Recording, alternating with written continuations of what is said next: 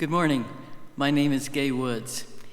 And because I'm the clerk of session, I'm the lucky person who gets to give you this announcement this morning that we've all been waiting for. The Phase 1 proposal from the Klamath County Commissioners was approved by the state, and so we are allowed in this county to begin gatherings of 25 people or less, being physically together. So the session met on this past Thursday to talk about how do we do that here at FPC safely and with gratitude. And the guide that we're using is Romans 14, and I encourage you to look at that in the message. It's a very powerful passage, and the essence of that passage is that out of love, we show deference to each other's sensitivities, because we're all over the place on this. There are some of us that think this last 2 months has been ridiculous. There are others who think it's way too soon to start getting back together. So we're going to have a range of thoughts on this, but we are going to safely and respectfully start coming physically together, not giving in to fear, but being responsible. So the process. Next Sunday, May 24th, at 10 a.m., we will have 50 people gathering here at FPC. There will be 25 of us right here in the sanctuary, and there will be 25 downstairs in the fellowship hall with video streaming on the TV down there. To expedite this, we're going to be like restaurants. We're going to make reservations. So what we need you to do is to call the church office and say that you would like to be physically present. And Scott will keep track of the numbers of people who call in, and they will be assigned either to the sanctuary first and then to the fellowship hall. If we have significantly more than 50 people who call in and say, I want to be there, then we will consider the possibility of a second service. If you make a reservation and for some reason you're not able to come, for heaven's sakes, please call and let them know, because it would be disappointing to look around and say, well, my goodness, there are only 20 of us here. What happened to the other 5 that could have been here?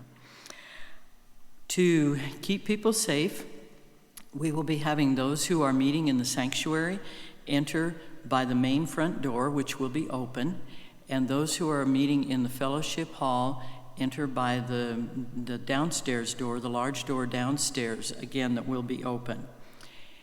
If you're ill for any reason, even if you're suffering from allergies and so you're sneezing or coughing a little bit, don't come. If you're a person who has an underlying physical condition, an underlying medical condition that puts you at risk, don't come yet. The video streaming, as has been going on for the last 2 months, will continue into the foreseeable future.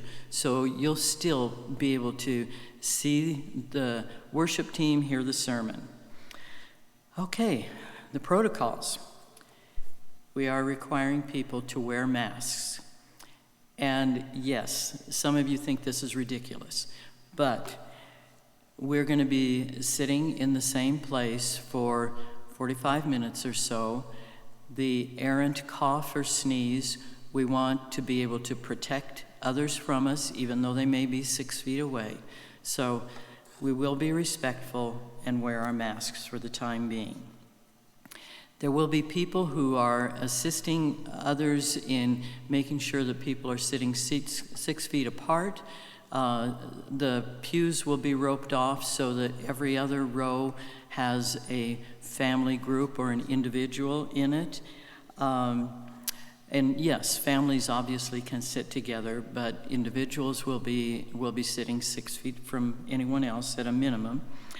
Offering plates will be at the back of the church, not offering plates, but a place where you can drop your offering, and so there won't be any passing of plates. All fellowship is going to take place outside of the building, We'll dismiss from the back to the front so we're not passing by each other too close. Service, there will be a sanitation team that will go through and sanitize everything. Everything's already been sanitized, all the pews, the restrooms, the doorknobs, anything that people might touch in the process. And we're going to take communion together on June 7th. We have these cute little prepackaged kits that have the wafer and the juice in them, and people coming to that service will pick them up as they come in, and then we'll take communion together. They'll be put back into the plastic bag at the end and disposed of as you leave. So, very cool. All right, other groups besides the worship service.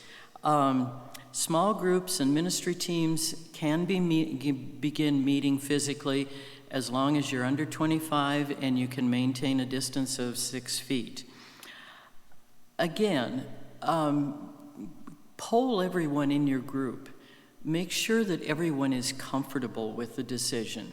You can certainly still continue meeting by Zoom or whatever system you've been using if that's more comfortable for everybody. This is not an open door to say you must meet physically. If you want to meet at the church, again, please contact Scott for letting him know the time, and he will let you know what rooms are available at that time. In each room, there is a sanitation station, so that, and that room will have been sanitized. And so once the meeting is finished, you need to sanitize that room, and there's a sign that you flip around that says this room has been sanitized.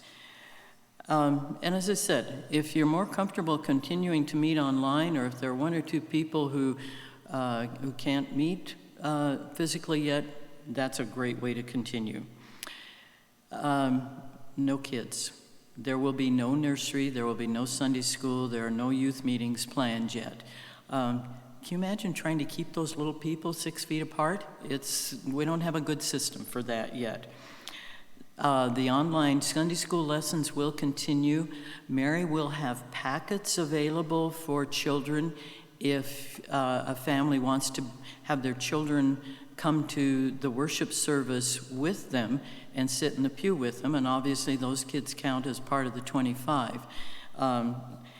So there is an option if you have an older child and you think, hey, they would benefit from being in church. VBS has been canceled, but packets and materials are being assembled on the hope that maybe we will be able to open up in August and still hold that. We are giving some thought, don't have a plan in place yet, for how to give some respite to the parents who've been with those lovely little children pretty much nonstop for 2 months, and seeing if there are ways that we can get some kids safely together in small groups of 3 to 6, or have something here at the church with adult volunteers. We need to explore how to do that safely. That being said, we can start socializing safely. We can't have brunches or coffee or any food here at the church yet, but there's nothing to prevent you from having a parking lot socialization time, going to a park with a bring your own bag, or boxing up a lunch, or getting takeout from someplace that you then keep appropriate distance and share that time together. We're not yet allowed to visit in assisted living facilities during any of this phase 1, but phone calls work. So be sure to think about those people who either are limited by the restrictions of where they're living, or even by the circumstances of their own life, and remember to give them a call. We will be holding our next special session meeting on May 28th, the Thursday right after the first Sunday that we're gathering. And at that time, we will be reviewing how things went on the 24th and making adjustments, and we'll also be starting to do some planning for phase 2, which we hope will happen after June 7th, where we can gather with larger groups. It's going to be very easy to feel excited and say, yay, we're finally back together, and to want to move quickly. I think the caution that we all felt at session is that we really don't want to go back to the more restrictive environment. So with that in mind and with respect for each other, we're asking people to be sure you're keeping that 6-foot distance. Be sure you're keeping yourself, and more importantly, keeping other people around you safe. I think as Pastor Richard mentioned in the sermon this morning, we're going to do a live chat Sunday afternoon at 4 o'clock. Pastor Richard and I will be together, socially distant, but we'll be available to answer questions that you have, because I'm sure we haven't answered all of them. And there will be a description that goes with this message, talking about how you can log in or call in to ask us the questions, or offer your thoughts, your ideas on how we can proceed moving forward. Really looking forward to some chance to be back with some of you. Thanks.